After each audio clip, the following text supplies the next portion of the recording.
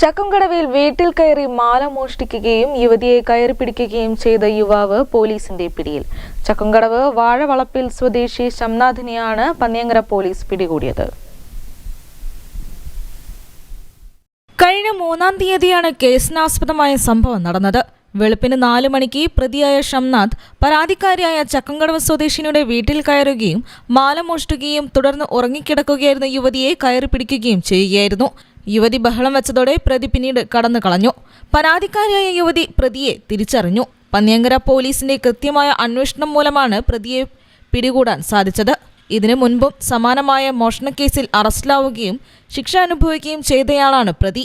Panniyankara ASI-മാരായ Subhash, Kiran, Sasidharan, grade SI Biju, SPO-മാരായ Biju, Jayakrishnan എന്നിവരുടെ നേതൃത്വത്തിലാണ് അന്വേഷണം നടത്തി പ്രതിയെ പിടികൂടിയത്. News bureau, Kozhikode.